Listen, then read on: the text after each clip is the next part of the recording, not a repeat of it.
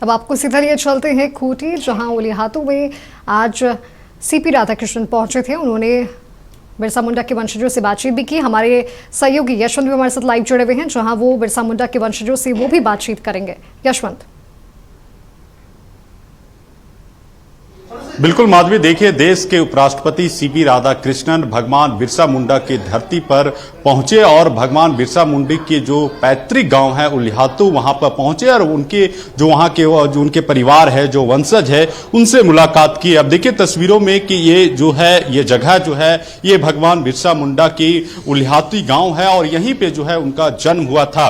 यहाँ पे पहले देश के उपराष्ट्रपति चूंकि बनने के बाद उनका ये पहला झारखंड दौरा है और पहले दौरे में ही सबसे पहले वे भगवान बिरसा मुंडा की धरती उलिहातू गांव पहुंचे हैं। उनके वंशज है, उनके परिवार है, उनके लोग हैं, उनसे हम बातचीत करते हैं। देश के उपराष्ट्रपति सीपी राधाकृष्णन आपके गांव पहुंचे, क्या बातचीत हुई, क्या कहें?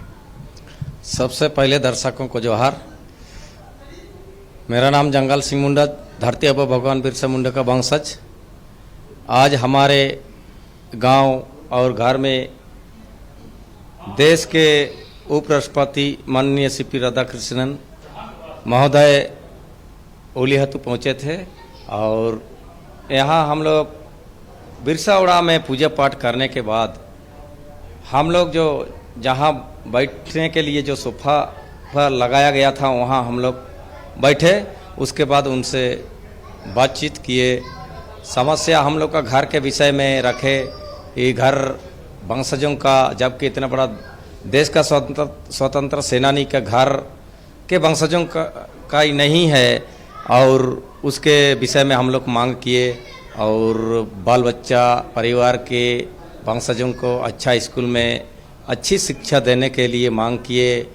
और महोदय जी बोले कि कश्मीर से कन्याकुमारी तक भगवान बिरसा मुंडा का याद रहेगा, इस भवन धरती में आकर के कहे। उसके बाद हम लोग बाद में उन लोग नाश्ता करने चले गए। उसके बाद हम लोग बाद में उनको विदाई कर दिए। बहुत अच्छा लगा, पब्लिक से भी मिले गाँव। माधवी, देखिए उनके घर में उन देश के राष्ट्रपति के आने के बाद जो ग्रामीणों में भी काफी उत्साह था। साथ ही साथ जो ग्रामीण थे, जो लोग हैं, उनसे जो है बातचीत भी की, कई घंटों बातचीत हुए। और भी लोग हैं जो उनके वंशज है, उनसे भी हम बातचीत करते हैं।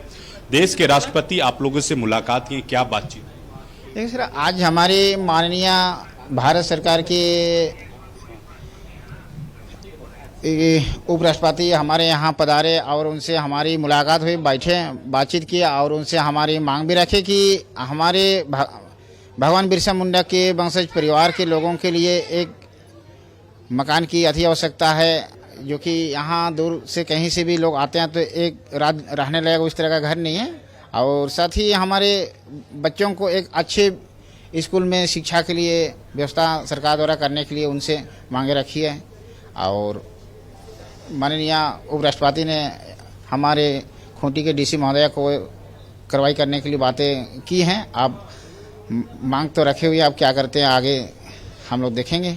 अच्छा, चूंकि सोच था भगवान बिरसा मुंडा का, चूंकि कई उन्होंने लड़ाई लड़ी है, क्या उनकी यादों को, उनकी जो चीज़ों के लिए उन्हें देश की लड़ाई लड़ी है, आज वो पूरा हो पाया? आप लोगों को देख पा रहे क्या? देखिए, हमें तो इसे नहीं लगता है कि आज हमारे परिवार को आज भी वही लगता है कि हम किसी के गुलाम हैं।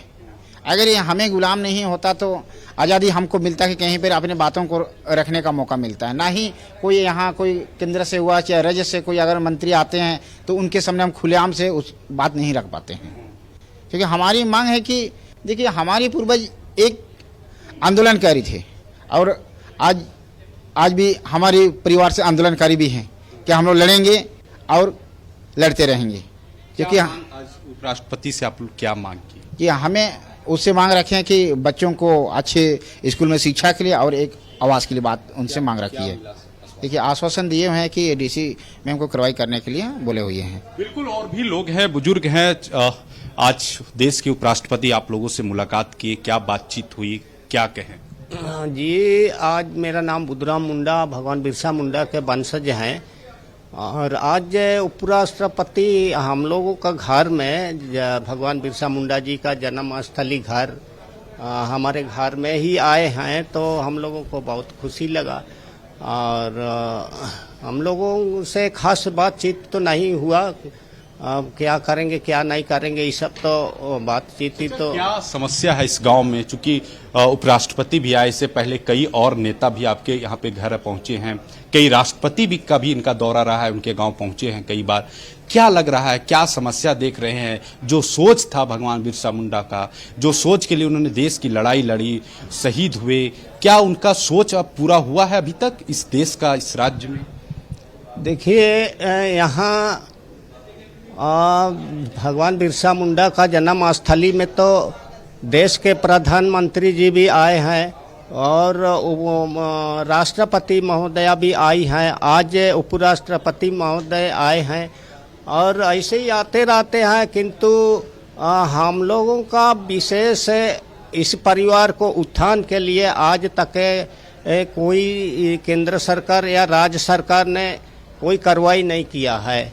और ऐसे भगवान बिरसा मुंडा का सोच कहेंगे तो भगवान बिरसा मुंडा तो सोचे थे कि अपना देश में अपना राज होना चाहिए।